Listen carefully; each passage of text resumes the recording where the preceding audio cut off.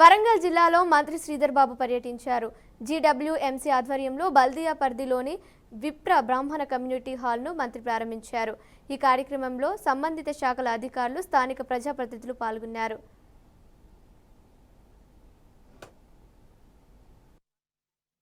అనేక సంవత్సరాలుగా మీ అందరి ఆశీర్వాదంతో మరి ముఖ్యమంత్రి రేవంత్ రెడ్డి గారు వారితో పాటు మేమందరం కూడా ప్రమాణ స్వీకారోత్సవం చేసినాం. సంవత్సరం కాలం గడిచింది.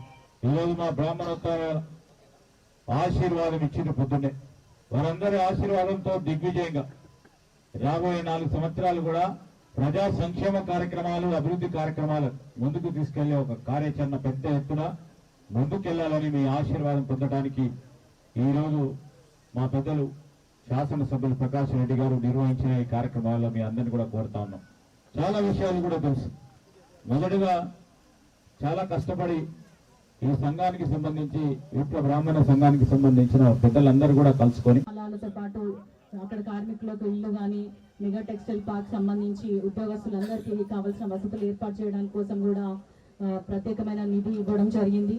అట్లాగే పిఎం మిత్ర కింద కూడా దాదాపు దేశంలో 7 ఇట్లాంటి ఇండస్ట్రియల్ పార్క్ ని సెలెక్ట్ చేస్తే మన పరకాలలోని మెగా టెక్స్టైల్ పార్క్ అందులో ఒకటి. కాబట్టి ఇట్లా మనము ఇప్పుడు ఎయిర్పోర్ట్ కూడా రావడం జరిగింది.